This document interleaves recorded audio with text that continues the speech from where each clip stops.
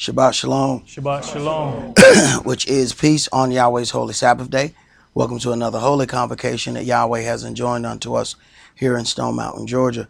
Now, as we know, we had a full week of festivities dealing with the Feast of Tabernacles, and for those who were able to not only be here every day, but also doing the work, you find out it is quite tiresome in doing those things, but it is also a wonderful thing to be able to take part in. We did have some more questions when we did have our Ask the Priest session, and we have I've actually been dealing with those in the last couple of classes because we had a lot of questions. And one thing you find out about questions, and I had somebody say this, where they heard somebody ask a question and they said, oh, that's a pretty easy question. I know the answer to that. And then once the dialogue started, they said, wow, I didn't know that question like I thought I knew that. And those are the things that we figure out when we start going into things, that there are levels of answers, meaning you may understand something on one level, and then Yahweh increases that level. And just being in this word, Yahweh is going to increase our level. So we may understand something one way when we first get in the word, and then a couple of years later that same question comes across, and Yahweh gives you access to a little bit more of that answer. So I never say that I have or we have the definitive answer, because I've seen how Yahweh works. That He'll give you the best that you can deal with at that particular time, and then later on that grows. Likewise, that same things happens when you run into people, and some of you have encountered it and you just didn't know what it was. That you were in front of one person and they asked you something about the word, and you couldn't muster up but one or two sentences. That's all the Spirit wanted you to tell him. Somebody else come up to you 2 weeks later, and your mouth can't stop running about the word. And then you start remembering scriptures that you didn't even know you remember. All kind of stuff start coming out. And you think, hey, maybe I just had a bad day. And you have to understand how the Spirit works. And that's also goes into one of the questions that we ended up having about being spiritually prepared. And a lot of that goes down to understanding how the Spirit is dealing with you. But before we get started, brother, would you read the oracles and entreat the angel that stands at the door to come in and sup with us and us with him? 1 Peter chapter 4, verses 7 through 11. But the end of all things is at hand. Be you therefore sober and watch unto prayer. And above all things have fervent love among yourselves, for love shall cover the multitude of sins. Use hospitality one to another without grudging. As every man has received the gift, even so minister the same one to another as good stewards of the manifold grace of Elohim. If any man speak, let him speak as the oracles of Elohim. If any man minister, let him do it as of the ability which Elohim gives, that Elohim in all things may be glorified through Yahshua the Mashiach, to whom be praise and dominion forever and ever. Amen. Ephesians chapter 4, verses 29 through chapter 5 and verse 4. Let no corrupt communication proceed out of your mouth, but that which is good to the use of edifying, that it may minister grace unto the hearers. And grieve not the Holy Spirit of Elohim, whereby you are sealed until the day of redemption. Let all bitterness and wrath and anger and clamor and evil speaking be put away from you with all malice. And be you kind one to another, tender-hearted, forgiving one another, even as Elohim for Yahshua's sake has forgiven you. Be you therefore followers of Elohim as dear children, and walk in love, as the Mashiach also have loved us, and has given himself for us an offering and sacrifice to Elohim for a sweet-smelling savor. But fornication and all uncleanness or covetousness, let it not be once named among you as becomes saints. Neither filthiness, nor foolish talking, nor jesting, which are not convenient, but rather giving of thanks. Ecclesiastes chapter 5, verses 1 and 2. Keep your foot when you go to the house of Elohim, and be more ready to hear than to give the sacrifice of fools, for they consider not that they do evil. Be not rash with your mouth, and let not your heart be hasty to utter anything before Elohim. For Elohim is in heaven, and you upon earth. Therefore let your words be few. Exodus chapter 23, verses 20 and 21. Behold, I send an angel before you, to keep you in the way, and to bring you into the place which I have prepared. Beware of him, and obey his voice. Provoke him not, for he will not pardon your transgressions, for my name is in him. Revelations chapter 3, verses 20 through 22. Behold, I stand at the door and knock. If any man hear my voice and open the door, I will come into him and will sup with him, and he with me.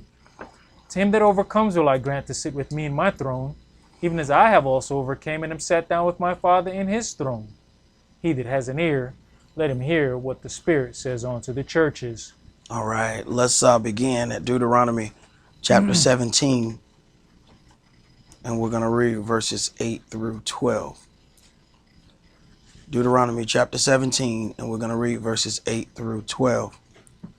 And today's sermon is entitled, Ask the Priest. Verse 8. If there arise a matter too hard for you in judgment, between blood and blood, between plea and plea, and between stroke and stroke, bring matters of controversy within your gates. Then shall you arise, and get you into the place which Yahweh your Elohim shall choose.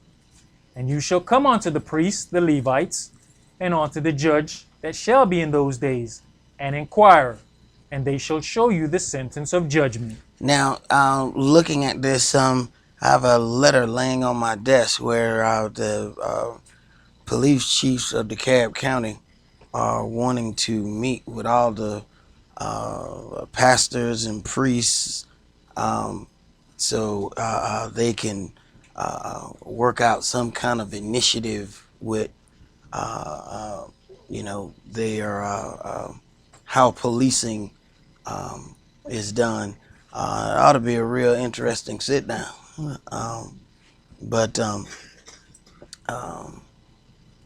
It's the interesting thing of when it comes to matters of controversy, those things are supposed to be brought to the spiritual leaders.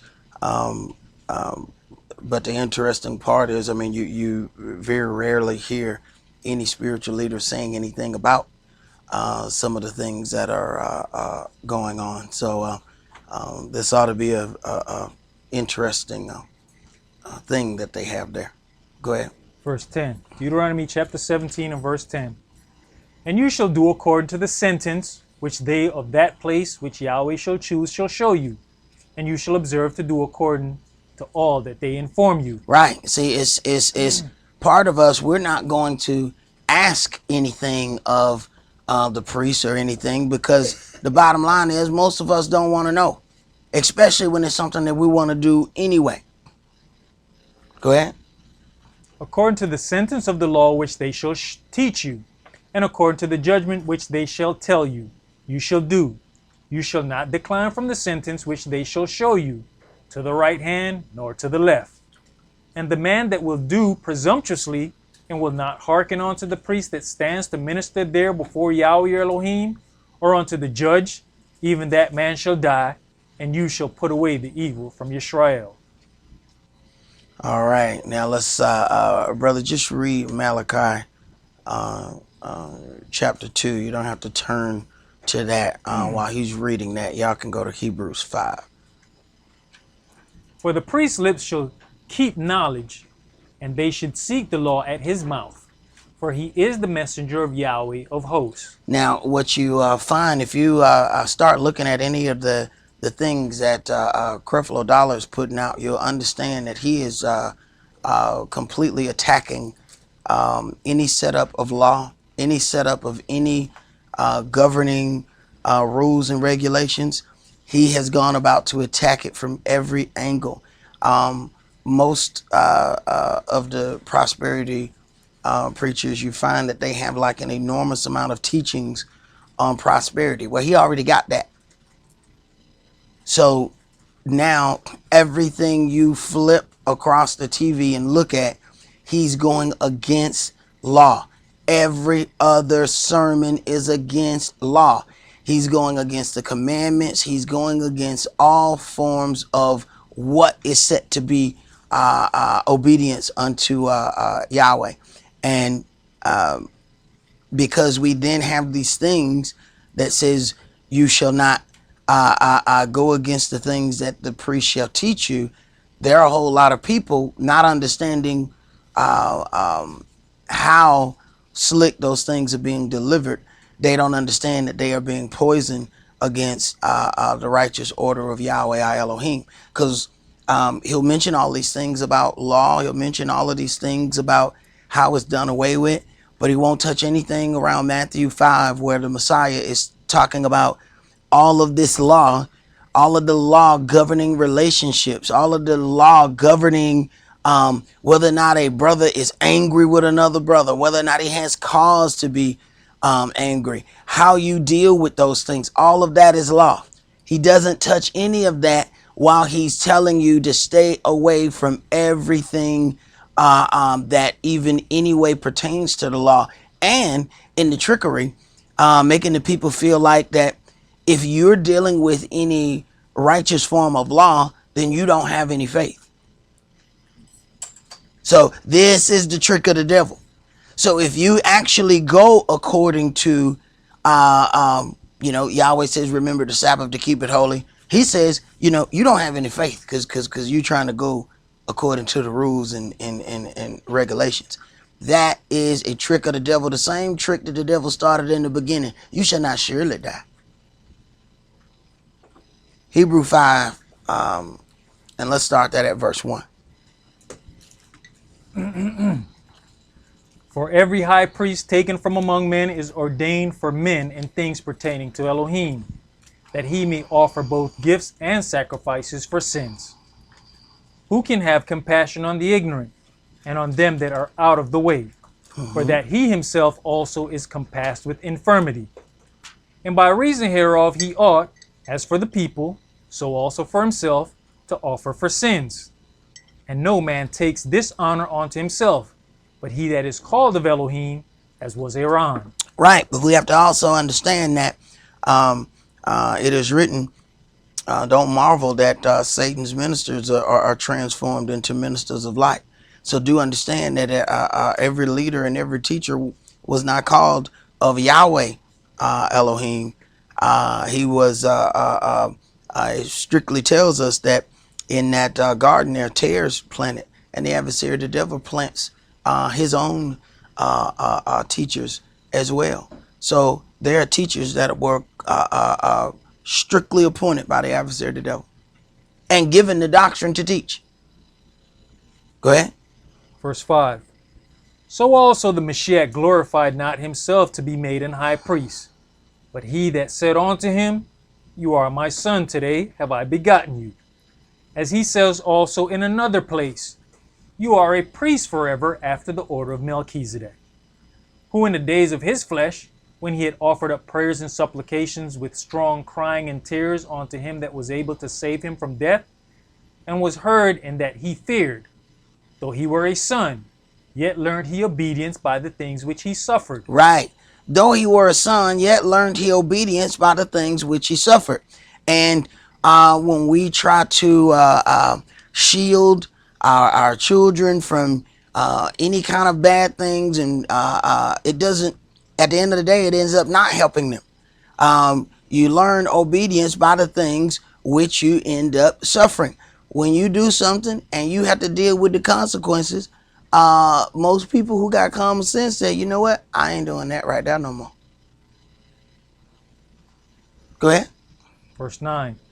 And being made perfect, he became the author of eternal salvation unto all them that obey him. Called of Elohim and high priest after the order of Melchizedek, of whom we have many things to say, and hard to be uttered, seeing you are dull of hearing. For when for the time you ought to be teachers, you have need that one teach you again, which be the first principles of the oracles of Elohim, and are become such as have need of milk, and not of strong meat. For everyone that uses milk is unskillful in the word of righteousness, for he is a babe. But strong meat belongs to them that are of full age, even those who by reason of use have their senses exercised to discern both good and evil. Well, see, those are situations. Those are situations that we are not going to want to deal with. But to have your senses exercises to be able to discern both good and evil, you got to go through a few things. And those might not be things that you like. But at the end of the day, you're going to acquire some spiritual discernment that you would not have if it wasn't for that problem. You're not just going to read your way into salvation. There's situations and circumstances that come along with that. Understand, our forefathers didn't have a book. They were the book. So then there are real life situations that they had to go through to attain this wisdom. Knowledge is one thing. To have wisdom, to be able to understand when to apply certain things, is something altogether different. Now let's go to Genesis chapter 1.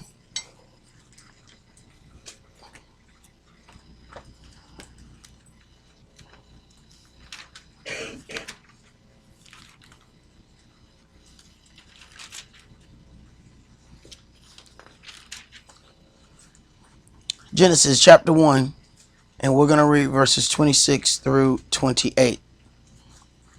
And Elohim said, let us make man in our image, after our likeness, and let them have dominion over the fish of the sea, and over the fowl of the air, and over the cattle, and over all the earth, and over every creeping thing that creeps upon the earth. So one thing you get within this, do understand that in these days there is no table for man's time at this point. When you're talking about these days, these are days according to Yahweh. So there's an enormous amount of time between day one and day two. Even when you start doing research, and the people will tell you, you know, these things right here took 50,000 years to form in the earth. See, you got some people that'll then go to like First Peter, where it says one day with the Adonai is as 1,000 years. So then you have people that came across with the idea that the earth was only 6,000 years old. And then in the 7,000th year, then you have this sabbatical kingdom.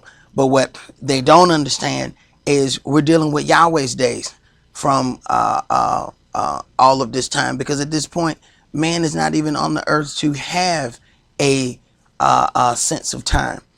And you have to also put into that, after so long of man's sin, it was Yahweh that cut down the lifespan of man, so that amount of sin that man has to answer for is a lot less. And none of us consider that as a blessing. But if you got nothing but, you know, hellfire and damnation in your heart, and you live 1,000 years, you can pretty much just go ahead and jump in that lake. You've been doing that for 1,000 years. So we don't see the blessing that Yahweh cut down. Look, man shall not live, you know, this long anymore. Go ahead. Verse 27. So Elohim created man in his own image. In the image of El created he him. Male and female created he them. Right. Now, when you look at verse 26, it says, let us make man in our image. When we deal with El, that is singular. When we deal with Elohim, that is plural. So we automatically deal with that there is more than one entity there at creation that is saying, let us make man. And with these things not being placed into the equation, And of course, upon translation of this book, they substituted certain words and put in Lord. Most of us see that same word and believe it's the same entity, even though they have, and really, you can't even really blame this on the Euro Gentiles and say that they tried to trick you. Because see, they got this little thing in this study Bible, and it tell you all capital Lord originally said Yahweh, one capital Lord said Yahshua, and all lowercase Lord meant Adonai or master. So you can't blame them because you came across with a different thought process, or you let the preacher tell you a different thought process concerning that.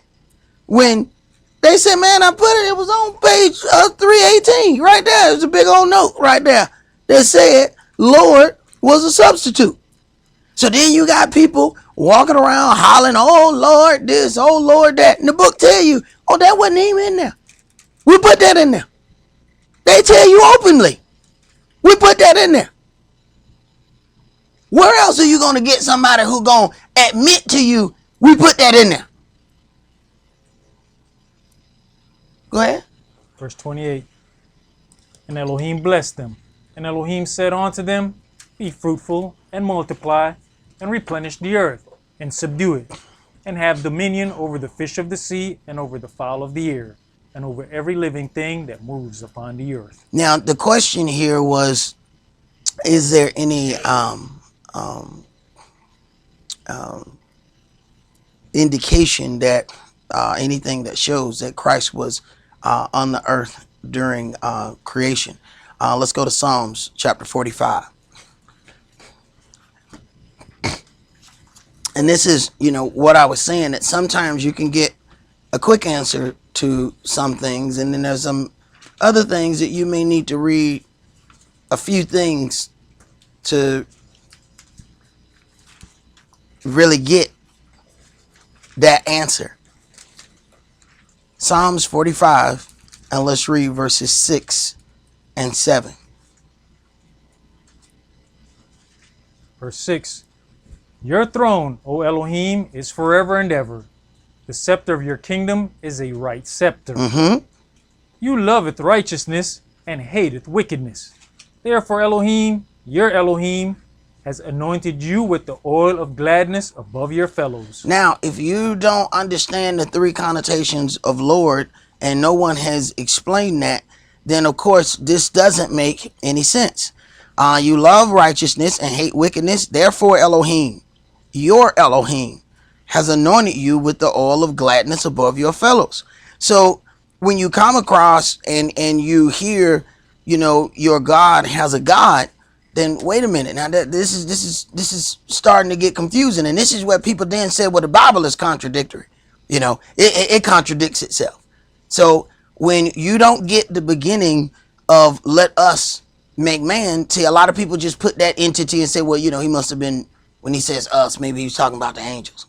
See, they put something else there. So then when you get to this, your Elohim has an Elohim, then like, well, wait a minute now. This is starting to get interesting. Let's go to Genesis chapter 32.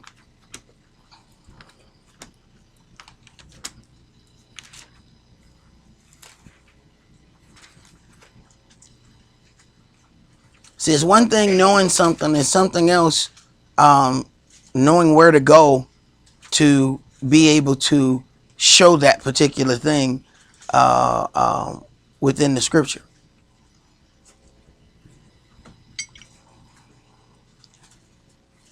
Genesis chapter 32 and verse 24. And Jacob was left alone, and there wrestled a man with him until the breaking of the day. Right. And as you read, you find out that this man was an angel. And the only thing that you notice in any difference when they're talking about angels, first of all of them are men. All right. That's the first stereotype that's dealt with. The next thing you end up noticing that The most they say about them is that they had a shiny countenance or something like that. Other than that, they look like regular men. So we got this whole image of these winged men. Now, when we start talking about the things of the angels that were around the throne, these beasts, then you find winged creatures. What's interesting, when you get right down to it, if Lucifer was a covering cherub, the covering cherub had what? Right. So he got you thinking all angels got wings. See, he's slick. And because he want to go to heaven, he had all us walking around talking about where we were going. Right. He make you desire. He is the ultimate example of manipulation. What he does is take what he want and put that thought on you and make you think that you want it. Go ahead. And when he saw that he prevailed not against him, he touched the hollow of his thigh, and the hollow of Jacob's thigh was out of joint, as he wrestled with him. And he said, Let me go, for the day breaks. And he said, I'll not let you go, except you bless me. And he said unto him, What is your name? And he said, Yaakov. And he said, Your name shall be called no more Yaakov, but Yisrael. For as a prince have you power with Elohim and with men, and have prevailed. So automatically then you understand Israel is a prince of Elohim.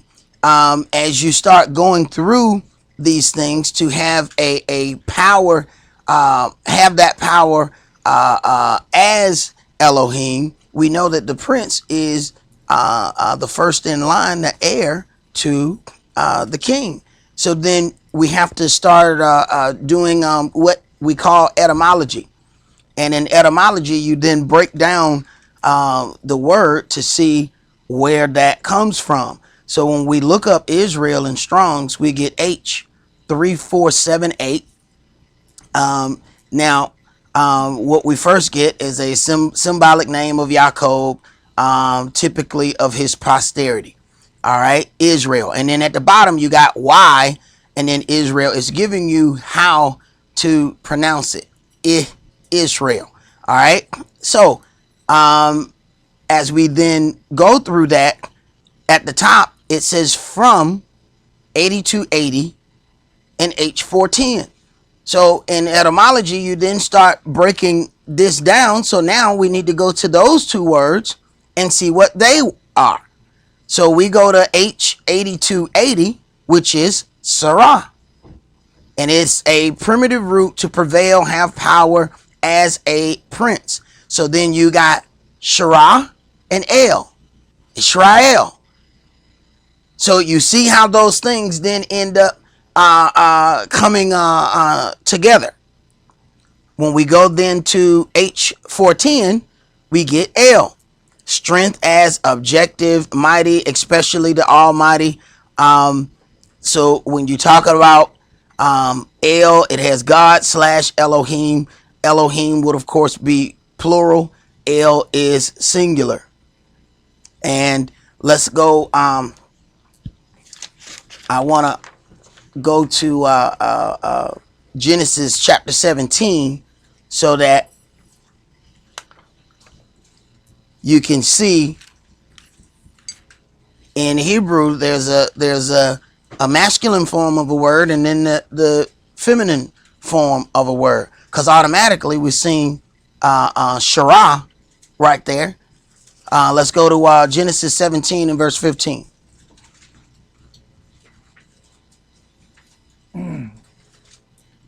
And Elohim said unto Abraham, As for Sarai, your wife, you shall not call her name Sarai, but Sarah shall her name be. Right. Those things mean something totally different. Okay. Sarai is like contentious or dominative. Then you have Sarah, which is princess. So we look at that. We first go and it gives us 8283. And it says that the same as H8282, Sarah, Abram's wife. Then when we go down to 8282, we see feminine of 8269, a mistress, that is female, noble, lady, princess. So the whole part of Israel is brought forth, but by the name of Sarah and El put together. When you understand spiritually what was going on, Abraham was playing the role of Yahweh, being El. Israel is then descended from El and Sarah. There's a lot more going on there than meets the eye, but you get that by having, and you can get, and we got a big book in the back, Strong's Concordance, that has all of these things in it. And I know a lot of times, especially when you watching some of them pulpit pimps, they have like all these different Bibles right beside each other, and they'll start going into all of these things. Yeah, a lot of that you're not going to get until you start getting the definition of certain words to figure out where those things came from. Because I understand we got a whole lot of people that's walking around here and they start talking about they Yasharella holla lights. And we're like, well, where y'all get the Yasharella holla at?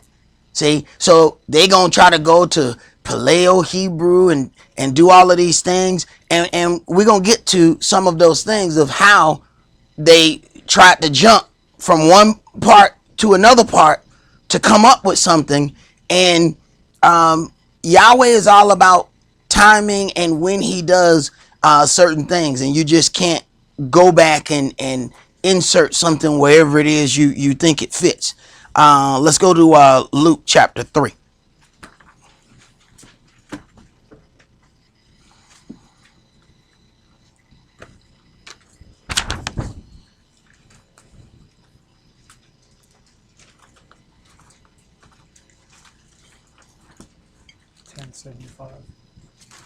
Okay.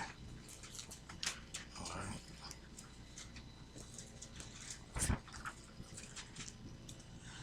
Luke chapter 3, and let's read verses 21 through 23. Now when all the people were baptized, it came to pass that Yahshua also being baptized and praying, the heaven was opened. Now, you have many congregations that are out there teaching that there's no such thing as a water baptism. And they use the very things that we read to try and tell us that there's no such thing as water baptism. And the only way for you to get that is to decide that you're not going to pay attention to what's written. You're just going to listen more to the guy who's talking. Because this book does not give you the impression that there's no such thing as water baptism. Go ahead. And the Holy Ghost descended in a bodily shape like a dove upon him, and a voice came from heaven, which said, You are my beloved Son, in you I am well pleased. Right. Not the entity that had been there 30 years on the earth was his son. The entity that entered into that body at baptism, that entity was his son. This was the son that he says, in you I am well pleased. That body had to be born a certain way so that it could hold the spirit of Israel. Otherwise, that body could not hold the spirit of Israel. And you have a whole lot of people. You have to wonder why people have so much. You ever wonder, like, why were people so intent on saying there's no such thing as an immaculate birth? It's so, you're like, why does that even matter? It's this thing that they're, see, the devil gives people doctrine for them to go and either preach or fight against. And this is trying to deny Israel. It's not about Yahshua. It's about denying Israel having the ability to be in that body. And if you go ahead and make that body be a regular body that came forth through a man and a woman coming together, then that takes away the ability for God himself to enter into that body and walk in that body. See, the adversary, the devil, is dealing with confusion on a whole nother level. And he's not exactly explaining to the people on what level of deception he's dealing. Go ahead. And Yahshua himself began to be about 30 years of age, being, as was supposed. As was supposed. There's a reason why that's there. Naturally, he was the son of Yosef. Go ahead. The son of Yosef, which was the son of Heli. Keep reading. Which was the son of Matthat, which was the son of Levi, which was the son of Milchi, which was the son of Yana, which was the son of Yosef. All right. Let's go to Exodus chapter 4.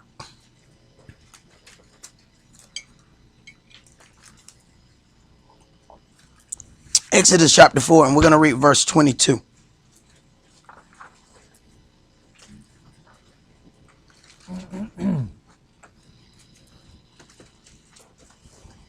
Verse 22. Let's see. Start at 21. And Yahweh said unto Moshe, when you go to return into Egypt, see that you do all those wonders before Pharaoh, which I have put in your hand. But I will harden his heart, that he shall not let the people go. So, first of all, we need to then understand that everybody that Yahweh sends you to talk to is not for them to actually hear the word. Yahweh told them before he go, look, they ain't going to listen to you. Matter of fact, I'm going to make sure they don't listen to you. But go ahead, go. And if you don't understand spiritual things, you think that everybody that Yahweh sent you to is for you to come back prevailing, that they have heard the word and they have changed their life. Yahweh sent you to talk to people and know good and well. Look, they ain't going to do none of the stuff that I'm telling you to tell them, but tell them. Because I got judgment scheduled for a certain time. And I need them to have heard this over and over by the time I come to tear their tail up. Now go and tell them. They ain't gonna listen to you, but go ahead though. See, some of us, we already discouraged. I ain't gonna go. They ain't gonna listen. Shut up. Follow your instructions, man. Go talk to him. He not gonna listen to me. I know he not gonna listen to you. That's not where you going. Go. Go ahead. And you shall say unto Pharaoh, thus saith Yahweh, Israel is my son, even my firstborn. Israel is my son. We have no idea who it is that we are representing. See, you are representing the son of Yahweh, our Elohim. This is who we are named after.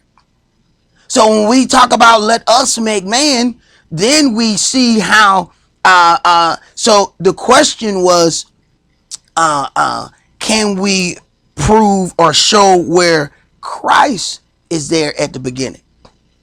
You have to understand the levels of who Christ was. The entity that entered into Yahshua's body, Israel. We can show where Israel was there at the beginning. So understand, sometimes you got to explain a question before you can explain the answer. Because sometimes people asking a question and they're not really sure of the level of that question that they're asking. So the real answer to that question is we can show where Israel was there at creation, and Israel was the spirit that entered into the body of Yahshua. This is when we hear Yahweh saying, this is my son in whom I am well pleased. He didn't say that until he was 30 years old, until after he received his baptism. He never said any of that before, and there is a reason for that. Let's go to our Exodus chapter 3.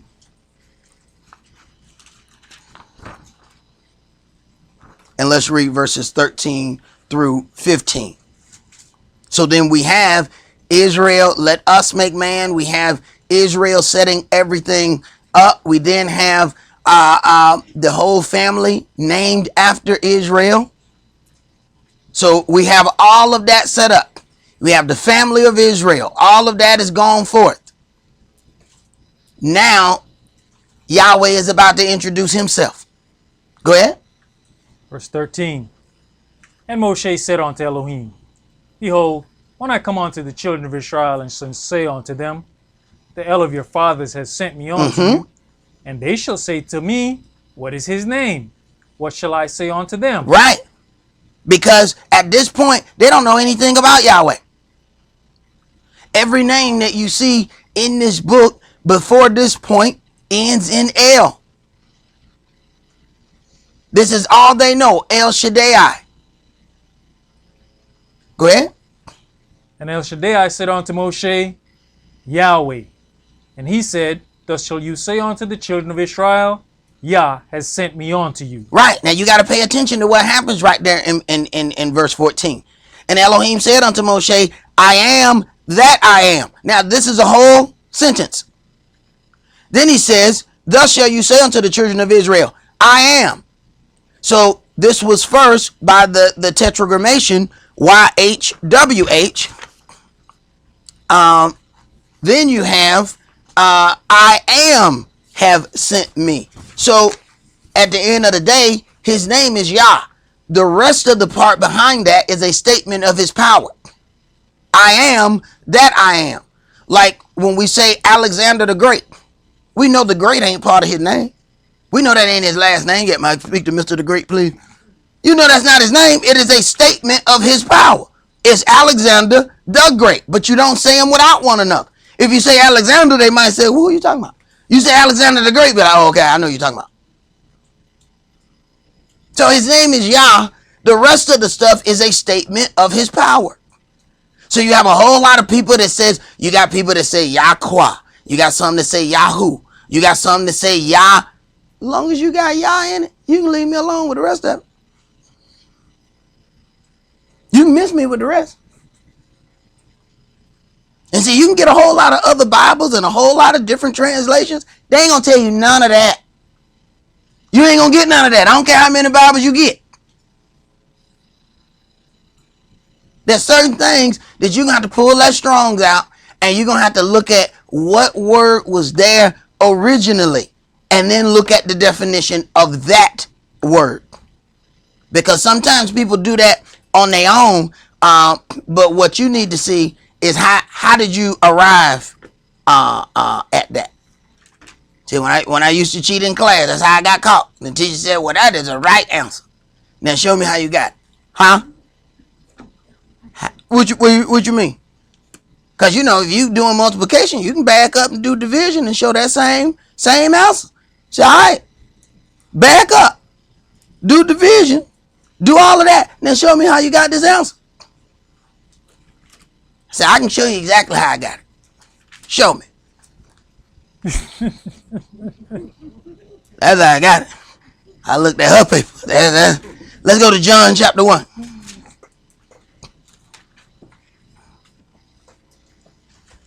John chapter 1, and let's read verses 1 through 11.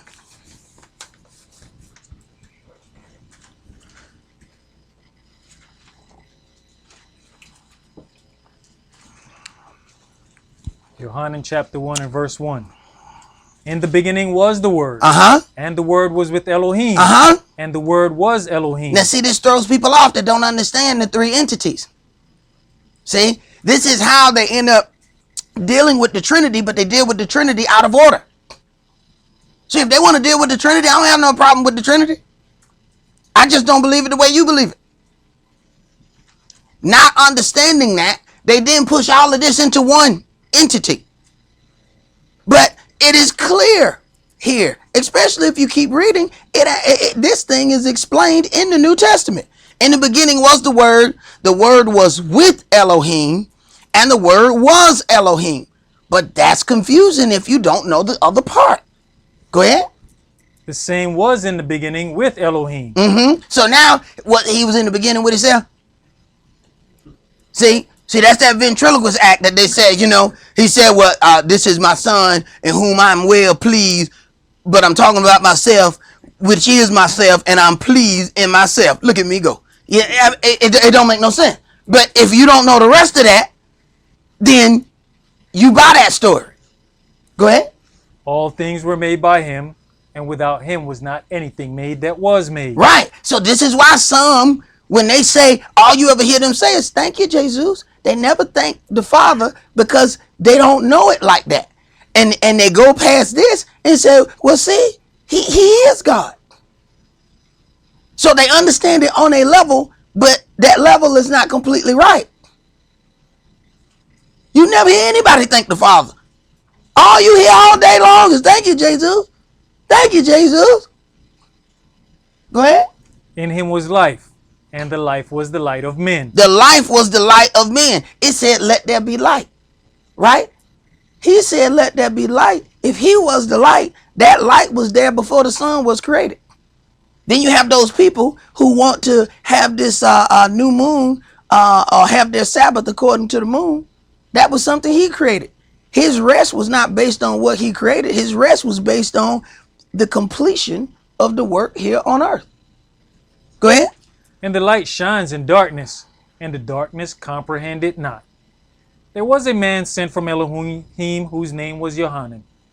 The same came for a witness, to bear witness of the light, that all men through him might believe. He was not that light, but was sent to bear witness of that light. That was the true light, which lights every man that comes into the world. He was in the world, and the world was made by him, and the world knew him not. Now, he was in the world, and the world was made by him, and the world knew him not. This is how, not understanding that it was Israel that entered into that body, you don't really get this part. Go ahead. He came unto his own, and his own received him not. So Israel came unto Israel, and Israel didn't receive Israel. Let's go to chapter 17. But see, you don't get it like that. See, if you don't get it like that, you know, you end up coming away with a different part of the story. Israel came to Israel, and Israel didn't receive it. Who are you? I'm Israel. No, we Israel. Right. Then they say, you make yourself equal unto Elohim. We gonna kill you. Right. They didn't understand who they were named after. So you find all these people arguing about, is the name Yah? Is it Yahweh? Is it Yah this? Is it that? Are we named Yahwehites? No. John 17, and let's read verses 1 through 5. These words spake Yahshua, and lifted up his eyes to heaven, and said, Father, the hour is come. Glorify your Son, that your Son also may glorify you.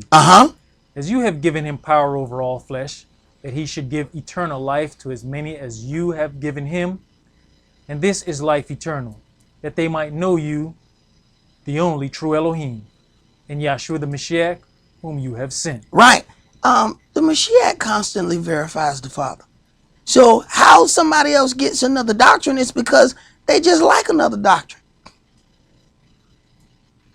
Because he's constantly, if he's talking about himself, he needs to see a psychiatrist. He ain't talking about himself. Go ahead.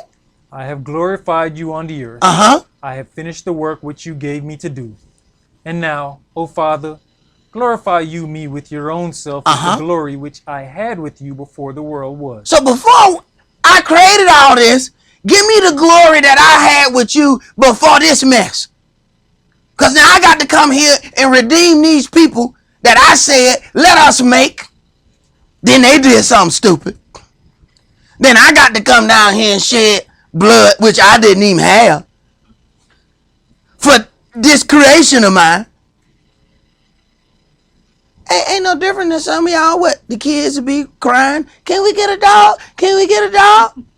And then you get a dog, and then the dog poop on the floor. What you do? Come here, little Timmy. Come here. Get up the poop. No, wasn't it the dog you wanted? Yeah. All right. Get you a little pooper scooper and get this poop out my yard. I need to be able to go get the mail without ending up with caca on my shoe. Now get that out of my yard. Take your little dog in the back. It was your idea. You wanted this. You gonna have to clean up behind it. Y'all would say the same thing. Wasn't this your idea? All right, then did something stupid, right? Well, go ahead and take care of your business, son. You my man, 50 grand. I'll be here when you get back.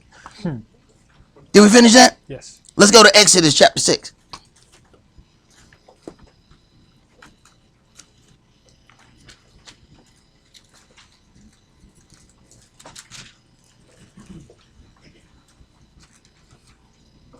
And let that be a lesson to all of us. You don't help children by constantly letting them do mess, and you keep covering up the mess. That ain't how you help anybody. No. You have to fix this so that you understand.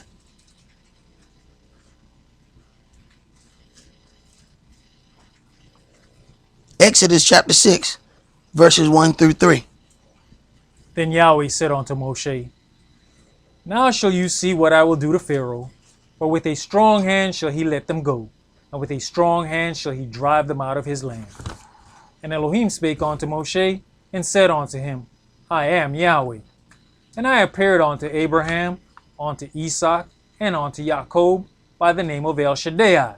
But by my name Yahweh was I not known to them. By my name Yahweh was I not known unto them. So Israel was already set up as a nation. Israel was already divided by tribes. They knew who they were before they know who Yahweh was. So they were already named after Israel. The foundation has already been set. Now they're getting the name of the Father. And of course, if you read this book in the current form, you see Jehovah. Now, you got to back up to figure out how they got to Jehovah. You have the tetragrammaton as YHWH. What do? They take first, they took YHVH, and they first came up with Jehovah. Then later on, when the J was available in around 1630, so we talking 1630 years later, we then have JHVH, and then inputting those vowels, they then come up with Jehovah. So not knowing that, you can even look up Yahweh in Strong's H3068, and if you ain't careful, you still run away with Jehovah. You got to pay attention and keep looking. So even in that Jehovah's Witness book that we have, the Jehovah's Witness tell you that his name is Yahweh. That's why the Jehovah's Witness tried to snatch the book from me at my door. I said, wait a minute, ain't this your book? Your book said that the name is Yermiah, Yahshua, and this is Yahweh. Now this is your book. The lady seen that. She won't try to snatch the book out of my hand. I ain't never had to really shoot no lady no bow before. But I had to go ahead and box out, you know what I'm saying? Watch out. Now I can hold the book. Now you go on about your business. Let's go to Isaiah chapter 28. Okay, what happened to Elder Barak? I told him 15 minutes. They don't know how. I got the worst telling time deacons in the history of time telling.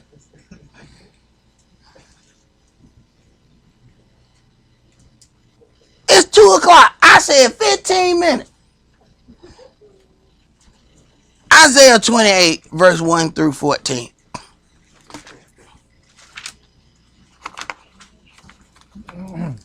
We need to donate some watches to the congregation or something.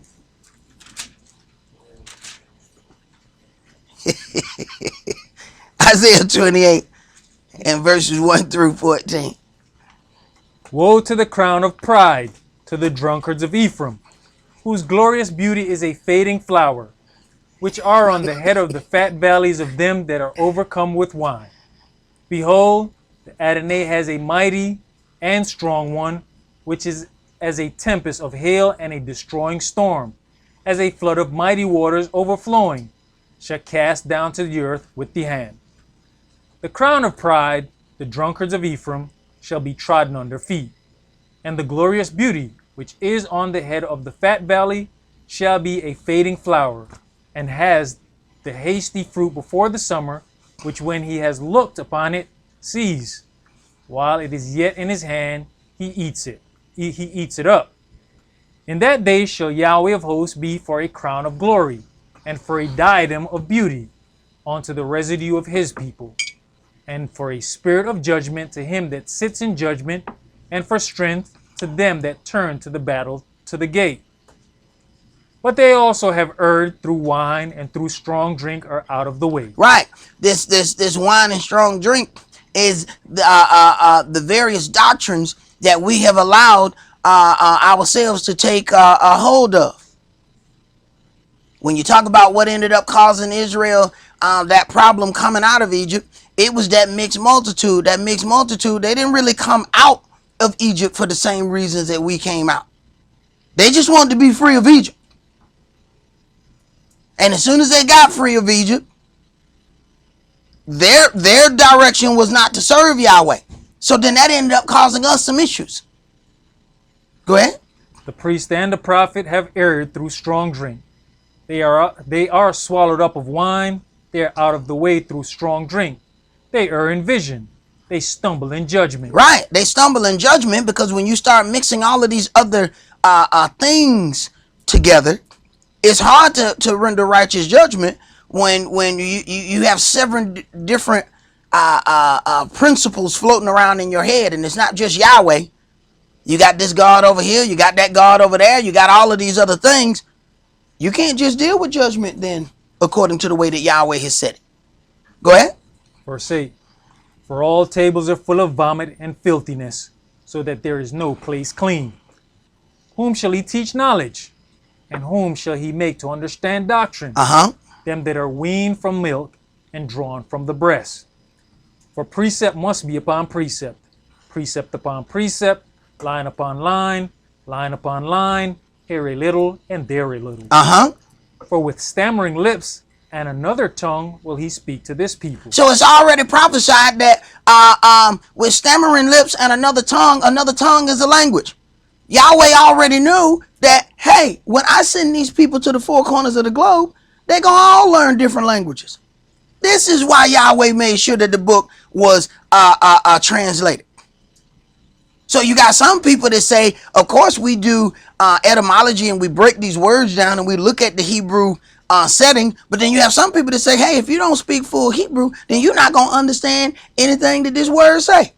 My elder used to say, when it get down to these commandments and it's telling us what to do, he said, what this say right here? It said, do not steal. He said, all right, now say it in Hebrew. Now what it mean? Don't steal.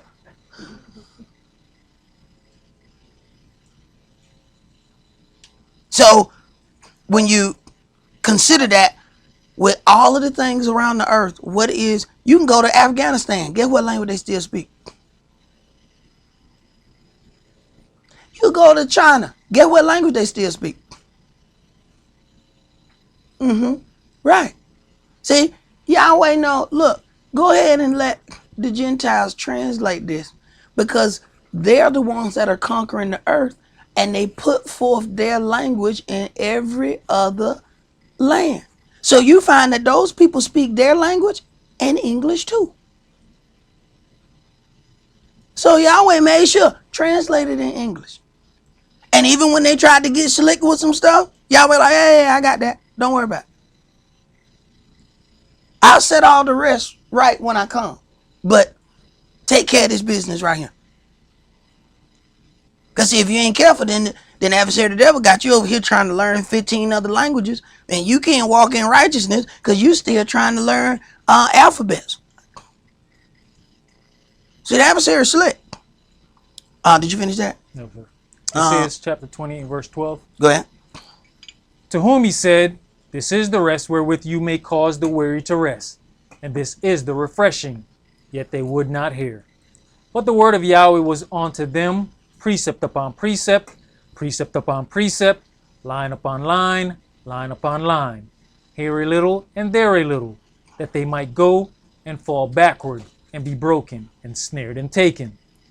Wherefore hear the word of Yahweh, you scornful men, that rule this people which is in Jerusalem. You scornful men that rule this people in Jerusalem. So why do we go all the way to 14? So you can understand who it is he's talking to. In verse 11, for with stammering lips and another tongue will I speak to this people.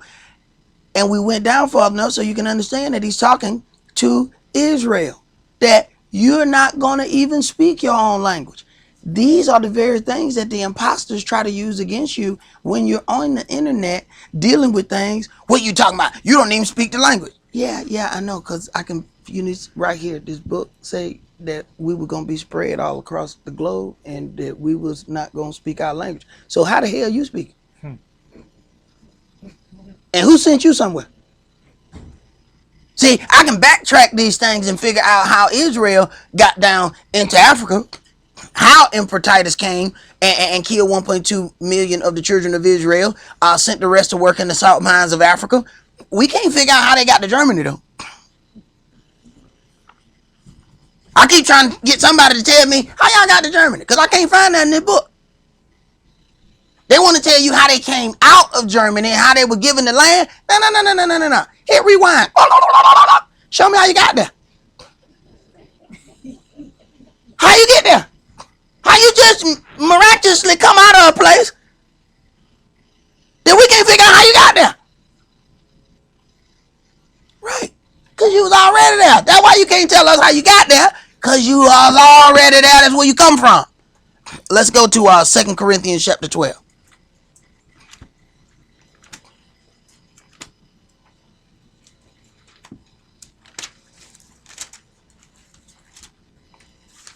And we go to these congregations where the people turn around and tell you, you a Gentile and they a Jew. That's some deep stuff there, folks.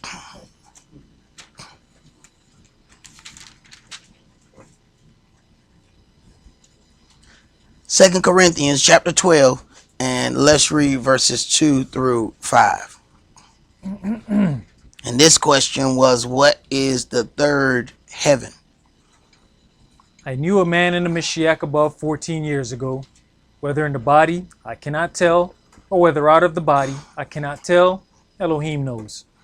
Such an one caught up to the third heaven. Now do understand that the Apostle Paul did not walk with Christ. He received visions after the fact. He was not of the original 12. So when he has to get these things, it is at a later point. It is not face to face with everybody else. Go ahead. And I knew such a man, whether in the body or out of the body, I cannot tell. Elohim knows. How that he was caught up into paradise and heard unspeakable words, which it is not lawful for a man to utter. O such an one will I glory. Yet of myself I will not glory, but in mine infirmities. All right. Now, as we look at this and we see, I think we got, go to the next graphic and then we'll back up. When we look up this word heaven in Strong's, it is G3772, Uranos, G meaning that this is a Greek term. And it says sky, by extension, heaven. So when you then back up and look at the other graphic, you have the heaven of what we are able to see within the sky, which is what it means, sky. And then you have this outer space part, and then you have this level of where a man himself cannot reach within his physical thing, but we know they're trying to. Because they already feel like, hey, we done pretty much tore this earth up, so we need to go to the moon. We need to go somewhere else and live because we done tore this one up. So they are constantly trying to go and find some other planet that they can go live on, because they believe, okay, Yahweh has created earth. So all of Yahweh's rules apply to earth. See, this is slick, the slick tiles with you. Okay, so if I leave Earth, then I don't have to obey any commandments per se. You understand what I'm saying to you? See, so if I go to Jupiter, my brother, I am then free to fornicate and misogynate. You understand what I'm saying to you? Right. Yeah. All right, let's go to Genesis chapter 4. See, folks ain't they slick? Yeah. They say, hey, he got all these rules, but they don't apply to outer space now. They don't apply there. So we got to go there. Go ahead, bro. So what about Lucifer then? Huh? Yeah, Lucifer don't dwell here. Hey, Yeah, bro. yeah, but yeah, he's sinful. Hey, Lucifer want to make his own thing anyway. That's why everybody else want to go to heaven, because that's what he said. He said, I'm gonna be just like the Most High. See, he's got an identity problem. See, a lot of time when you stand around something so long, you don't want to be that. See, he has spent all of this time covering the throne, which made him desire it. Say, you know what? I don't want to cover this no more. I want to sit in that seat. I want to be in that seat. That seat look comfortable. Look at that. I want to sit in that seat. He don't want to cover it no more. And that could be why Yahweh go down there. Go down there to earth and go to the garden. Yeah? Because you keep reckless eyeballing my chair. Yeah, you know when somebody reckless eyeballing your stuff, you know what I'm saying? You know it's a theft about to happen, you know? Because before they steal it, they got to first covet it. Look at that. And they start sizing it up like, you know what, brother? You about the same size I am, ain't you? Look at your shoulder. I can fit that. Hey, bro, it's about to go down. There's a theft on its way. Genesis chapter 4, and let's read verses 13 through 26. Verse 13. And Cain said unto Yahweh, my punishment is greater than I can bear. Behold, you have driven me out this day from the face of the earth, and from your face shall I be hid, and I shall be a fugitive and a vagabond in the earth. And it shall come to pass that everyone that finds me shall slay me. Now, this question was, who is Enoch? And now we're dealing with, and Cain says unto Yahweh, do understand that Cain was the first child that was produced after the evil deed that was performed in the garden. So now you have the evil seed gets multiplied and produced on the earth before the righteous does. And everybody always want to see, like, you know, who come first? Who come first? Yahweh don't deal with that. What came first was this evil seed. So they had already set up things on the earth. And when you're dealing with a lot of people, they'll try to tell you, well, you know, the Bible is a mimic of such and such and such and such. Do understand the evil had first run. And they know the story. They know what the story is supposed to be. They know what they were supposed to be. Go ahead. And Yahweh said unto him, therefore whosoever slays Cain, vengeance shall be taken on him sevenfold. And Yahweh set a mark upon Cain, lest any finding him should kill him. And Cain went out from the presence of Yahweh and dwelt in the land of Nod on the east of Eden. Right. So each time the sin just continually separates you from Yahweh.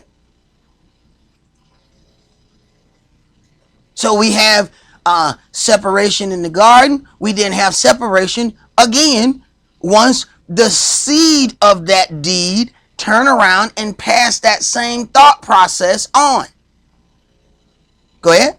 And Cain knew his wife, and she conceived and bare Enoch. So the question of who is Enoch, the first thing that people have to understand is there are two Enochs in Scripture. And the first one is the evil one, of the evil seed, rather. So when people start talking about the book of Enoch, what Enoch are they talking about? Because see, there's no point where they differentiate between whether they're talking about the Enoch of Cain or the Enoch that proceeds from the holy seed. But we got all this information in this so-called book of Enoch. He's talking to angels. He's talking to all of these other things. Go ahead. And he built a city and called the name of the city after the name of his son, Enoch. So Enoch got a city. Now, do you understand who's writing this? Moshe is given all of this. The first, this is why the Old Testament, this part of it, the Torah, is called the first 5 books of Moshe. So he's given this, and all of these other things have happened already. So even when you see where they have, you see LORD in caps, at this point, Yahweh knows, Moshe knows the name. So he's using the name, although they didn't know the name when they went through it. So you have to know that when you're going back through it and you're reading it, he's jotting this down. This is all of this work going back and forth, dealing with the angel and all of these things that he has to deal with. He understands the name of Yahweh. Now he can write the story as Yahweh thus said such and such. But the people didn't know that when they were going through it. Go ahead. And unto Enoch was born Irad, and Irad begot Mehujael, and Mehujael begot Methusael, and Methusael begot Lamech. Now, you really have to pay attention of how much alike these names are. Or when you're going through the other part, you're going to think that these are the same people. The adversary is very strategic with what he does. Go ahead. And Lamech took unto him 2 wives. The name of the one was Ada, and the name of the other Zillah. And Ada bare Jabal, and he was the father of such as dwell in tents, and of such as have cattle. And I've heard one brother read this and say, you see, it was the evil that first took 2 wives. Yeah, because it was the evil that multiplied first. But they don't really get that. So you have to be careful when you listen to people teach, and they're not, they're only teaching like this little bitty part of something, and you'll take that little part and not understand what's really going on. Go ahead. And his brother's name was Ubal. He was the father of all such as handled the harp and organ. And Zillah, she also bare Tubal Cain, an instructor of every artificer in brass and iron, and the sister of Tubal Cain was Naamah. And Lamech said unto his wives, Ada and Zillah, Hear my voice, you wives of Lamech, hearken unto my speech, for I have slain a man to my wounding, and a young man to my hurt. So you have the evil deed done. After that, they produce Cain. Then after that, his descendant Lamech turn around and does the same thing that his forefathers did. So you have a certain mindset within this whole line of people. Go ahead. If Cain shall be avenged 7-fold, truly Lamech 70 and 7-fold. And Adam knew his wife again, and she bare a son, and called his name Seth. For Elohim, said she, has appointed me another seed instead of Abel, whom Cain slew. So now Seth is in the place of the righteous seed that was slain. But understand, they already got generations. They already got cities. They got little evil cities and everything set up. By the time a holy seed is placed back on the earth. So they already have that stuff set up, and that's what we like to do. We like to see who's ever established. They got a lot of people over here, so they must be right. Yeah. Evil always goes first. Y'all ain't figured that out yet? Go ahead. Not only do they have a city, but we can tell they're keeping some type of history of what's going on. Because look how many generations later Lamech comes along, and he can tell you, Cain shall be avenged 7-fold. Right. Truly Lamech. So he knows what happened with Cain. Well, it's the same thing that happened here, but what ends up happening to make these people actually feel the arrogance of their forefathers, they actually start lying, even though some of the people within the families know. Did you see that program where they were? I think it was one of the things that we watched, where they was explaining to this lady what her great grandfather had done to slaves, and they was like grabbing these people and making them work the land. And when the people found out that he had forcefully made these black men slaves, that they went down to the river, made some of them dig their own grave, killed all of them. The family story was that they revolted and he had to kill a few of them. When they told this lady what the real story, now this is the story that was handed down throughout her family. When she found out the real story, this white lady was just sitting there crying. Like, I've heard all of these things, within my family, and they knew that this stuff wasn't true, and they just kept handing down, this lie. And this helps people assert themselves with that, false history. But here, he automatically knew that his forefathers was a murderer. These people are lied to give them that belief that their ancestry is more royal than it really is, which makes you understand one thing: when it come down to fight for it, they gonna be fighting for it like nobody's business, because they actually believe that lie that they were told. Go ahead, brother. Verse 26. And to Seth, to him also there was born a son, and he called his name Enos. Then began men to call upon the name of Yahweh. Go to Genesis chapter 5, and let's start that at verse 1. This is the book of the generations of Adam. In the day that Elohim created man, in the likeness of Elohim made he him. Male and female created he them, and blessed them, and called their name Adam, in the day when they were created. And Adam lived 130 years, and begat a son in his own likeness, after his image, and called his name Seth. And the days of Adam after he had begotten Seth were 800 years, and he begat sons and daughters. Now, he begot sons and daughters. Those are not of the holy seed. Just like the seed of Cain was not of the holy seed. You have Seth. So it's only dealing with Seth. So this is where a lot of people say, well, I don't see no women in the Bible. He had sons and daughters, but they ain't going through the process of mentioning all of those, because all of those don't really matter in the whole grand scheme of the story. Otherwise, we have a whole Bible that's full of nothing but names. Go ahead. And all the days that Adam lived were 930 years, and he died. And Seth lived 105 years, and begat Enos.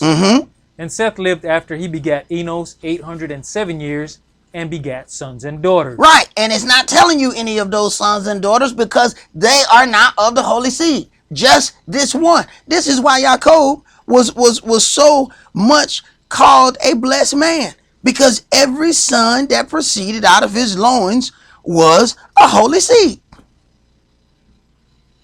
We're talking one man with 12 sons that come by 4 different women, and every last one of them was the holy seed. You have any idea how much that stands out? And then he's named after Israel, our creator. All these other people got one holy seed. They might have 50 or 60 children. One holy seed out of 50. Go ahead. And all the days of Seth were 912 years, and he died. And Enos lived 90 years, and begat Canaan.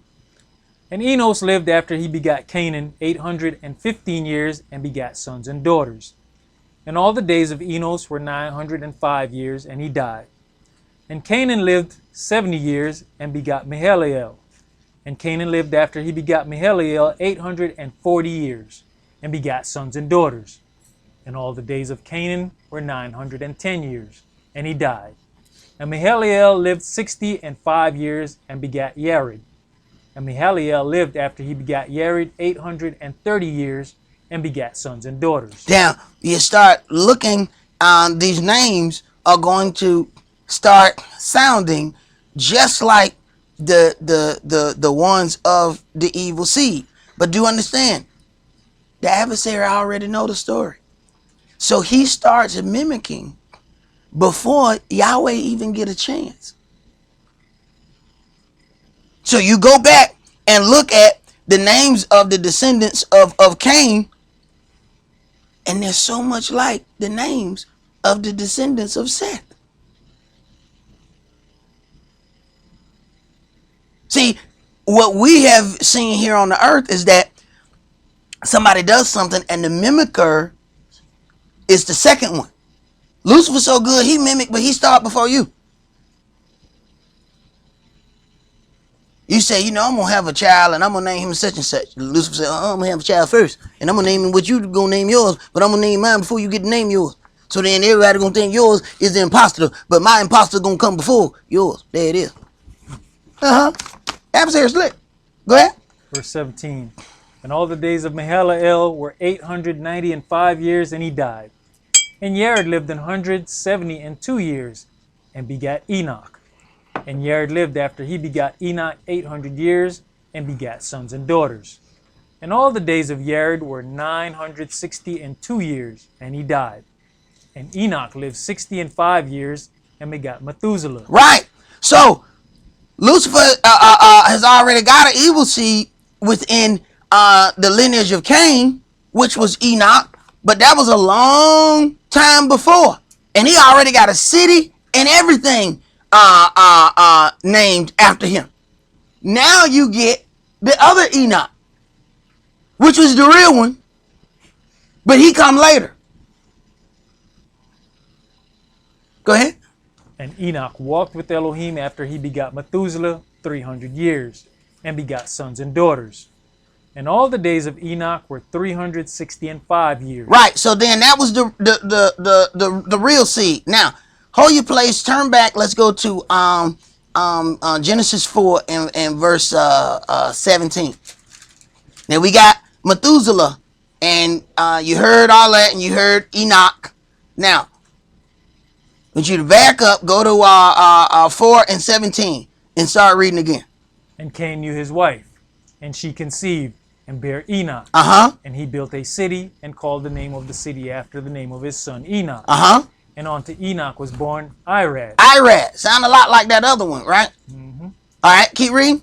And Irad begot Mehujael. And Mehujael begot Methusael. Methusael. Sound just like that other one, don't it? Right. Lucifer's a mimicker. But he's so good, he mimicked first. See, some of us have run into the counterfeit first. You ran into the counterfeit doctrine before you got here. He put that one right before your face. You went looking for the word, and the counterfeit jumped out of the bushes. Here I am. Where you going? No, you don't need to go over there. Go ahead. And Methusael begot Lamech. And Lamech took on to him 2 wives. The name of the one was Ada. All right, now we can go back to where you were, just so you can see it. And as you start getting this, you got Irad and then Yared. You got Methusael and then you got Methuselah. You think Lucifer don't know what these kids were gonna be called? You don't think Lucifer understand the whole story? He understands what's supposed to happen. So he mimics it before it happens. You think he don't know that a whole lot of people waiting to look for somebody to come out the sky that they can worship? He already got a Joel Osteen looking dude ready. He got him ready, Jack. Once he float out that sky, once they able to show that, he ain't gonna be able to tell them nothing. Jesus has returned. They gonna do whatever he say. Go ahead. And all the days of Enoch were 365 years. And Enoch walked with Elohim, and he was not, for Elohim took him. Right. Enoch walked with Elohim, and he was not, for Elohim took him. And when you get down to all of these things where we talk about people so-called going to heaven, when we read in this book, they're all living. The doctrine that was given unto us was that we die and then we go to heaven. Yet everybody that we read, when they went, they was alive. Then you find, as you start reading, he says in the book, Yahweh is the Elohim of the living, not the Elohim of the dead. So the adversary has a thing there. Let's go to 1 Kings chapter 17. See, we have to consider when we're being, given a bill of goods, that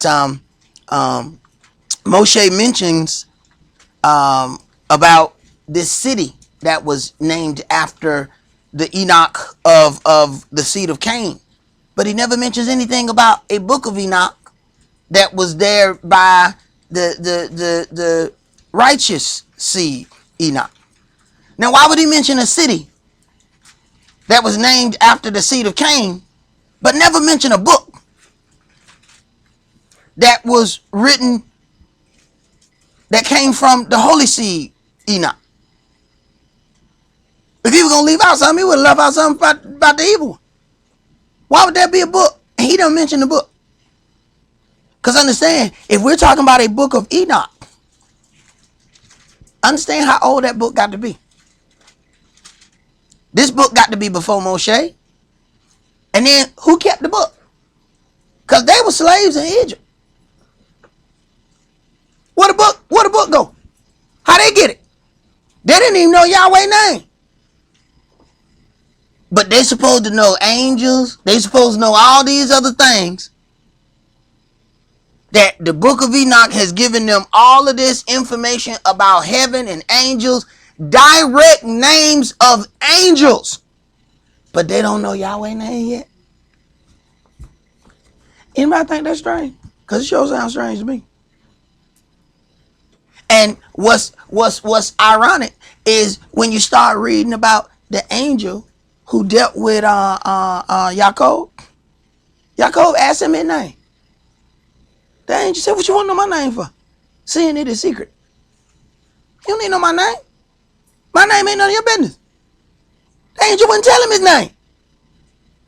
Yet we got a whole book that has nothing but names of angels in it.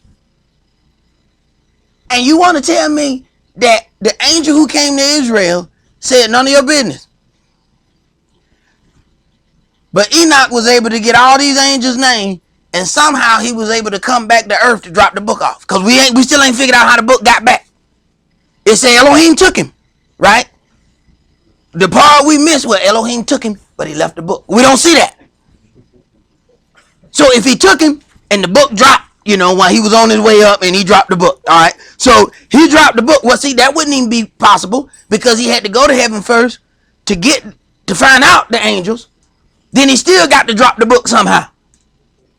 Then he got to drop the book post Moshe because Moshe don't know nothing about it. See, there's certain things that we still have to use some kind of common sense when we dealing with this, that some of these things that people who study and they find certain things, they then come back and present to us a writing and tell us that this writing was always there. Let's go to 1 Kings chapter 17.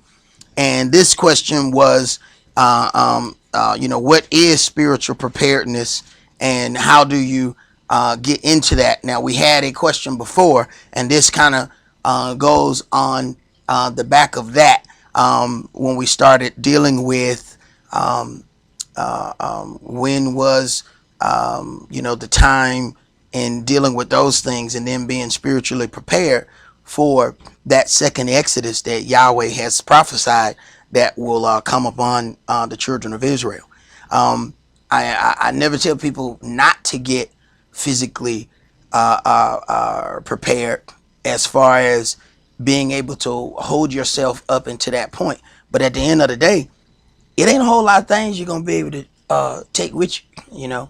When you fighting for a spot to get on something, you can't be, you're not going to have 16, buckets of luggage that you're going to be able to take with you.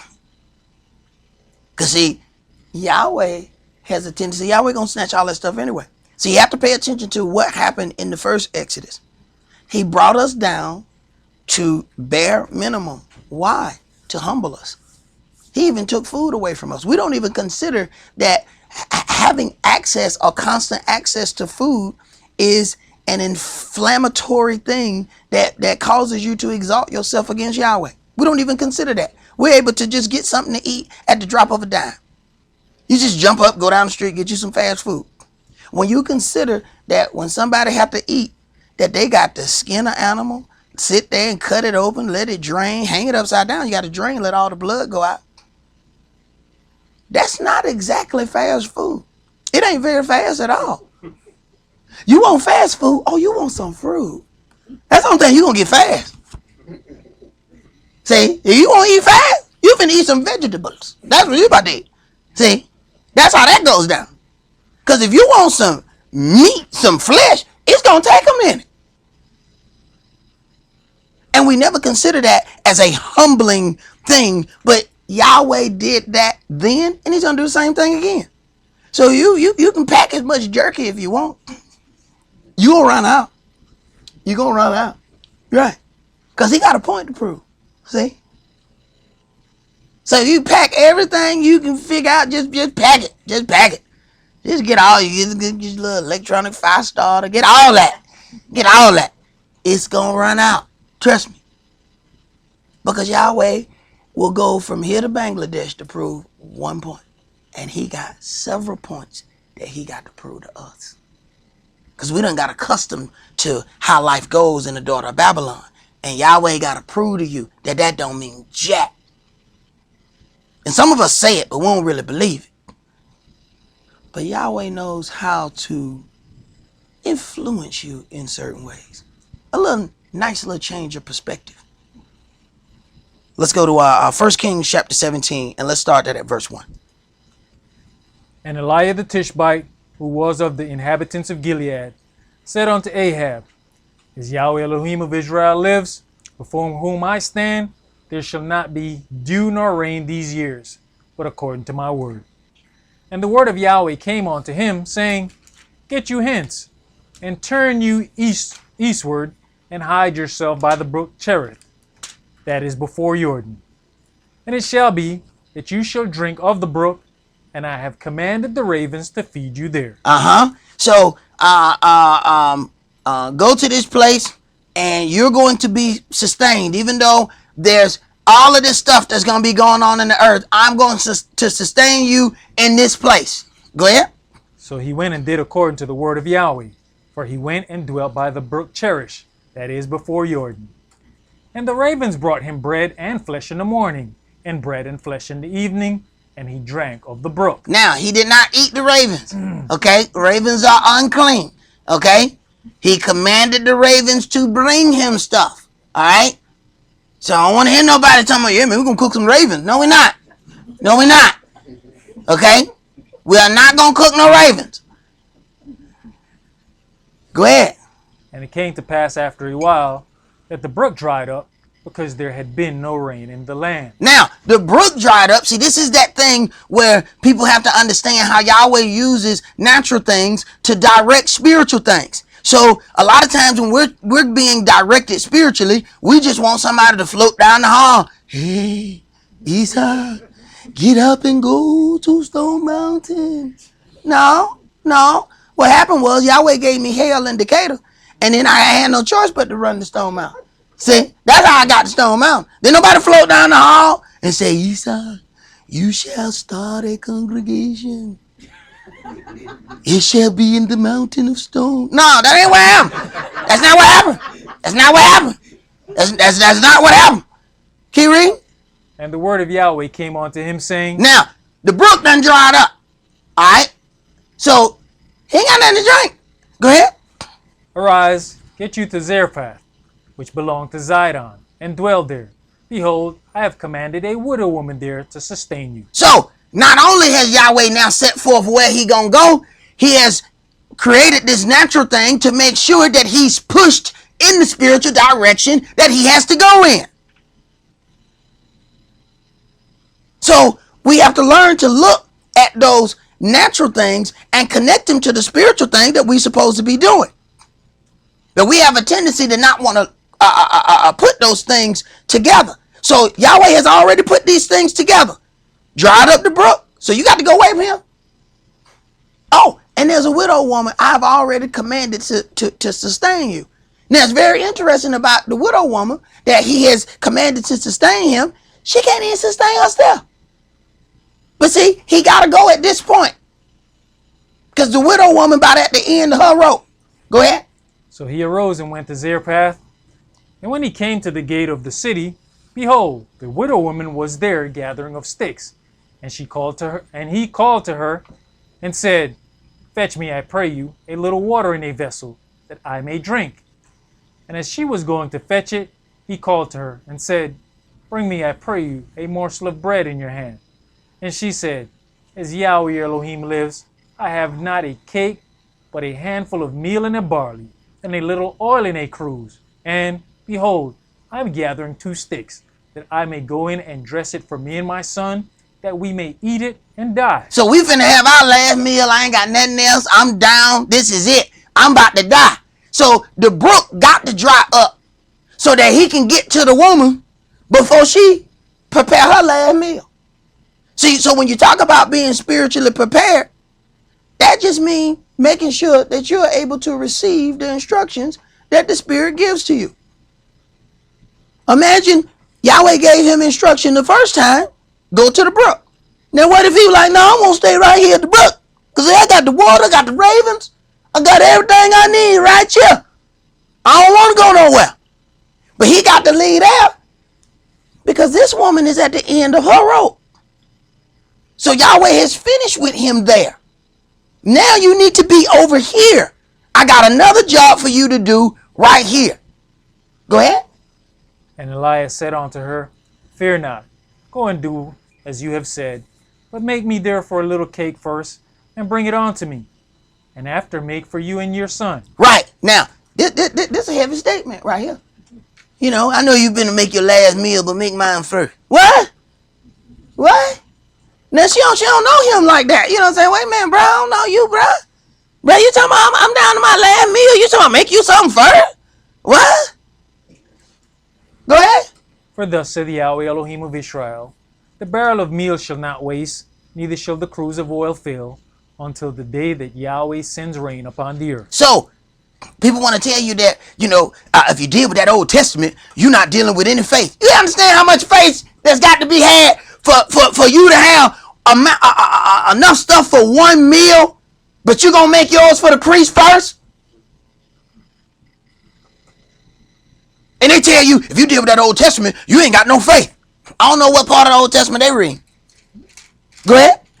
And she went and did according to the saying of Eliah. And she and he and her house did eat many days. Right. She, he, and her house did eat many days. That was an enormous amount of faith that it took for this woman to make this move. But when you talk about spiritual preparedness and understanding how the Spirit leads you, a lot of times it may look like a bunch of coincidences. On the last night of the feast, and Yahweh gives you direction sometimes in strange ways. On the last night of the feast, Kish ended up saying, Sock, man, look at this candle right in front of Absalom. And the flame on that candle was about that big. And I was like, well, what kind of stuff Absalom got going over here? Boy, the fire trying to get to him, man. Boy, I'm talking about, boy, the flame was that big on it, right? So I wouldn't have even noticed. It was at the same table I was sitting in, but it was further down. I would have never noticed it if Kish didn't say anything about the candle being, the thing being that long. And we all said a few things and we went on about our business.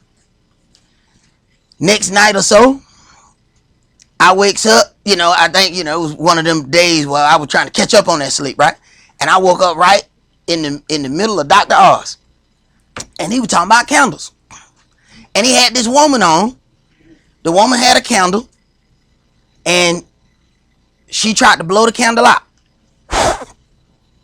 The fire jumped from that candle and jumped on her face. And her whole face caught on fire. Stop laughing, ain't funny. All right, so her face caught on fire, right? Then they started talking about, you don't blow candles out. Whenever you try, and brothers who on the grill understand this. When we trying to keep the fire going, what do? You put oxygen to the fire, it gets bigger.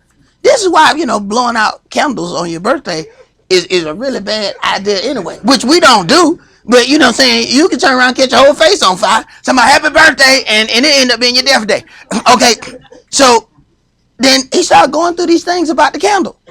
When you put oxygen to the candle, you're actually making the fire bigger. Now, here's the other part. Why the flame was so big. They was going through all of these things talking about how you're supposed to trim the wick. The wick sometimes does not burn down. So then you got this long wick and it's making this flame even bigger. It's another thing that we wasn't paying attention to. Now, just the irony of all of this is how Yahweh prepares you. If he wouldn't have said anything about the flame, how I end up being, just open my eyes right at this thing is on TV. And I'm sitting there. That's why I kept listening, because I'm remembering him saying, hey man, you see the size of that flame that's on that? That's the only reason I'm listening. So it keeps going that you're supposed to trim the wick so that the thing don't get so high.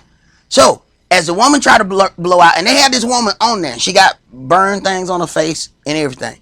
Her child saw it. Her child was like freaked out and everything. Her little baby is having nightmares because she's having nightmares about her mama catching on fire. So the husband, and all this was caught on the nanny cam. They actually showed the video of it all happening. So the husband then comes and he tries, because the wife tried to blow it out. It jumped on her face. So then he tries to pour it out, try to get water. It gets bigger. You don't put out a candle with water either. Now, why we need to do that? And people who probably have not been here physically, we have candles at every last one of our feasts. We turn the lights down.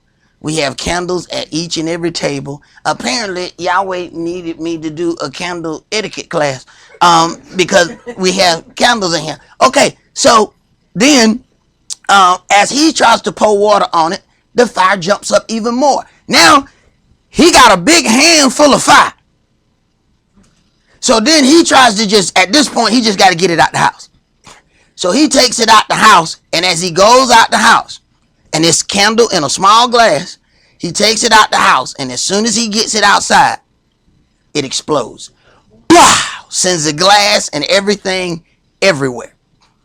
Catch part of the roof on fire, everything.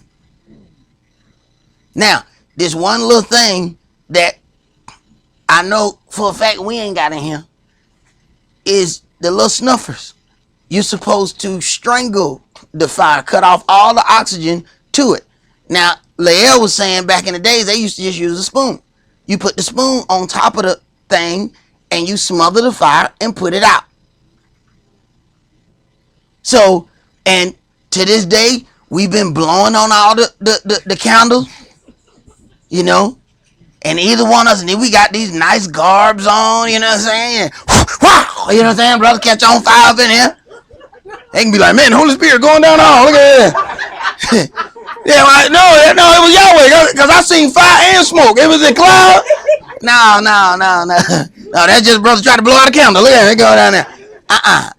But that's that part of spiritual preparedness, of how Yahweh prepare you, and it just seemed like a coincidence. The two of these things happened almost 24 hours back to back. This brother said something. I'm watching this brother sitting in front of this big candle, and then this television show comes on, and I don't went to sleep with TV on. I just wake up at this point. See, that's that point where you think you wake up, and that's that part where the angel say, hey, dumb dude, wake up. You, stupid, wake up. Look at this right here. Yeah, I made sure you went to sleep right at this time, so you can wake up right now. I need you to watch this here. And that's that thing where the word says, when it comes down to the time for you to testify, I'll give you the words to speak. I'll bring back to your remembrance the things that you should know. So that means you got to be going through some things now, so he's able to bring things back to your remembrance when those things come. So can't nobody say they don't understand how these candle things supposed to happen from now on. All right, we have had Candle 101 on what it is we supposed to be doing with these candles. All right? Go ahead, bro. Now, I just wanted to go back to verse 6 because I know we've had times where people have these thought processes of, well, we don't know about the person behind the counter that fixed the food that we bought, blah, blah, blah. Uh-huh. Verse 6, it says, and the ravens brought him bread and flesh in the morning. They're unclean. Right. Okay? Right. Y'all get the point now? Mm-hmm. They're unclean. We're always worrying about, well, you bought it from Walmart. That's why I said he didn't eat the ravens. Right. But we weren't about if the person at Walmart that cooked the food was Right. unclean or not. Right. He could easily say, I'm not eating that from them ravens. They're Right. unclean. Right. And sat there and starved. Right. They end up dead right there beside the dried up brook. Right there. He'd have been just as dry as that brook was. The earth and the fullness therein belongs to Yahweh. He's able to use whatever it is he wants to do whatever it is he got to do. Clean or unclean is his. He made that. But let us hear the conclusion of this matter. Let's go to Isaiah chapter 11. And this question here, I'm pretty sure was one of Kish's kids. They said, when it's time to enter into the wilderness, will we be able to bring our pets? I'm pretty sure. I am pretty sure. I am almost for certain. I'm 99.99.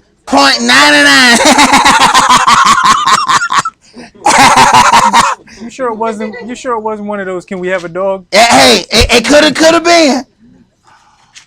You know, I had to get rid of them right off the rip. Matter of fact, I found out later that all four of them, can I have a dog, came from the same one of my children, you know. I thought it was each one of them, but it was one of them several times. But I knew it was one of them. Isaiah 11, and let's read verses 1 through 9. And there shall come forth a rod out of the stem of Jesse, and a branch shall grow out of his roots. And the Spirit of Yahweh shall rest upon him, the Spirit of wisdom and understanding, the Spirit of counsel and might, the Spirit of knowledge and of the fear of Yahweh. And shall make him of quick understanding in the fear of Yahweh. And he shall not judge after the sight of his eyes, neither approve after the hearing of his ears. So now we're talking about the return of the Mashiach. We're understanding that having all seven of those spirits, we see these things happening. Now, as we keep reading, we're then going to run into the other things that are going to be there. Go ahead. But with righteousness shall he judge the poor, and reprove with equity for the meek of the earth. And he shall smite the earth with the rod of his mouth, and with the breath of his lips shall he slay the wicked. And righteousness shall be the girdle of his loins, and faithfulness the girdle of his reins. Right. With the rod of his mouth and the breath of his lips shall he slay the wicked. Why? Because he is the word in flesh form, and speaking that word is what's going to render judgment. Go ahead. The wolf also shall dwell with the lamb, and the leopard shall lie down with the kid. So when you talk about people asking or looking at whether or not you'll be able to bring, you know, your pets into the kingdom, well, when they talk about, you know, the wilderness, we don't need to bring nothing we got from Babylon, period. See, I don't want no Babylon pets. I want some kingdom pets. See, if I'm gonna have some, I want the other stuff. Babylon gonna have their pets gonna be able to roam freely, and cause their pets gonna own this at this point, because they're gonna be the only thing that's gonna be able to survive in a nuclear environment. People won't be able to live in that. And when we go back to the situation that happened in Chernobyl, the only thing that's living in that area are the animals. They had to just build a wall around the whole place where the nuclear plant exploded, or whatever it did. They had to build a wall around the whole thing and just leave it alone. And we're talking, what, that was like 60 years ago? It's still high radioactivity. They got to put on the full suits and everything just to go in it. And it has become a vast wilderness of nothing but animals. The animals have multiplied when we read about this book. And we talk about the destruction of the daughter of Babylon. It said the animals are going to be all over the place. So you leave Babylon animals in Babylon. See, at least they get over there and the kingdom animals be like, where the hell you come from? What you doing? We gonna kill you, bro. You don't pull bill, yeah. You know what I'm saying? You done made the boat trip. We finna take care of this business, yeah. We don't want nothing from Babylon over here. See? Go ahead, bro. And the calf and the young lion and the fatling together, and a little child shall lead them. Check this out. The wolf shall dwell with the lamb, and the leopard shall lie down with the goat, and the calf and the young lion and the fatling together, and a little child shall lead them. So when you talking about getting a pet, I don't want no pit bull. I want a lion. I want something with a mane the size of my car. You know what I'm talking about? I won't walk down the street with a lion. You can keep that little pit bull you got. When my lion roar, your pit bull gonna get the hell on. You can believe that. You can believe that. Go ahead, bro. And the cow and the bear shall feed, their young shall lie down together. And the lion shall eat straw like the ox. And the sucking child shall play on the hole of the ass. And the weaned child shall put his hand on the cockatrice's den. Now this is one of them questions about one of them kids. You know, they was asking about, certain kind of reptiles.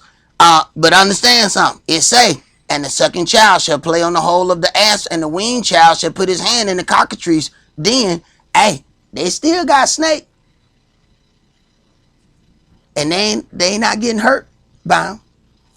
So, your kids may be able to still play with snakes later on. Go ahead, bro. They shall not hurt nor destroy in all my holy mountain, for the earth shall be full of the knowledge of Yahweh as the waters cover the sea. So they shall not hurt nor destroy in all my holy mountain. It's going to have to be a nice snake for me to touch it. You can believe that, Jack. Because I ain't going nowhere near none of those. But I do want me a lion. So when you talk about dealing with that, let us, go through the things that we need to go through so that we can preserve ourselves. It says that when we get to that secret place, the lame man shall leap as a hart. A hart is a deer. A deer can jump 10 feet flat-footed. There are people who had gardens and couldn't figure out why all their vegetation was getting ate up. The deer would walk to the fence, jump over, eat all that stuff, and jump right back over the fence and go in the wood. It said the lame man. This is the brother who can't walk. This is the power that a lame man gonna have be given in that wilderness. You know we can't have that now because brothers just be stealing TVs with that. Just grab the TV and just jump over the fence. Be out of that. We can't have that gift right now. See, Yahweh got to wait before he give us that gift. There's gonna be a whole bunch of TVs missing and we get the gift to just jump 10 feet, Jack. So that's all that we're gonna do for today. Remember, we got Bible study Wednesday. We got one more question that we're gonna go over in Bible study, and then we're going to get into counting the holy days. So if you're going to print out your old Farmer's Almanac and have all of those things ready, have those ready for Bible study so we can start going over those things. Who to what? New moon. And new moon is Thursday, so we'll be here Wednesday night and then Thursday night. All right, so Wednesday night we'll be going over how to count the holy days, and we're going to do that several times in a row so that we get accustomed to counting those days and doing the things in a rightful way. And it doesn't matter if you don't get it right away. We do the same thing every year, and we keep going over it, and you'll find that it gets easier and easier each year. But that's all that we're going to do for today. Remember the Sabbath to keep it holy. Shabbat shalom. Shabbat shalom.